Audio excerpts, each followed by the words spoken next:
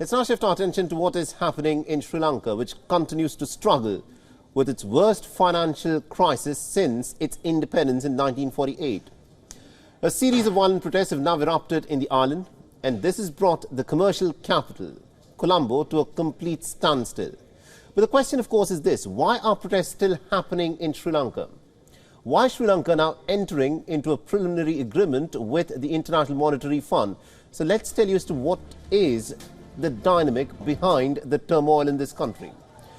On Wednesday, thousands of protesters took over the streets of Colombo to demand that the government should in fact step back from the massive increase of taxes and also electricity tariffs that it has raised. The mass protest then turned violent, and the police had to resort to using tear gas to try and disperse the protesters.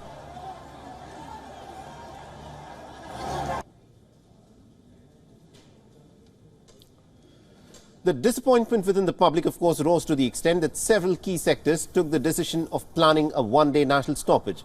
But Sri Lankan President Ranil Wickremesinghe, who has now become extremely unpopular with the masses, used his executive powers to invoke an essential services order that effectively outlawed the planned trade union action.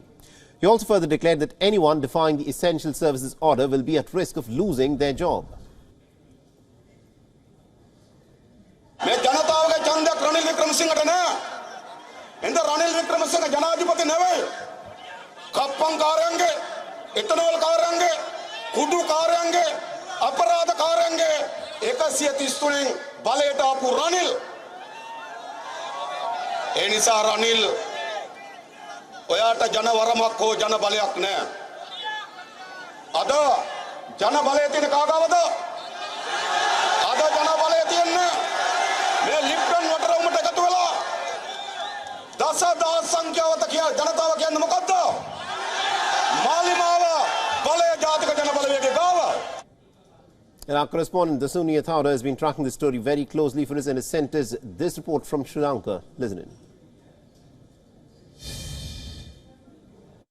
The island-wide trade union action, which was launched by many state sector trade unions, kicked off today with the aim of showing their disapproval and voicing their dissent for the current government, especially on the grounds of placing unnecessary and unfair tax policies by the President Wickremesinghe-led government here in Sri Lanka. That's not all. All these trade unions are voicing for their right to be heard and for their right to vote, for which last week we did see that Sri Lanka's local government elections were postponed indefinitely with a fresh date to be announced on the 3rd of March. Reporting for WION World is one from Colombo. I'm Dasuni Athauda.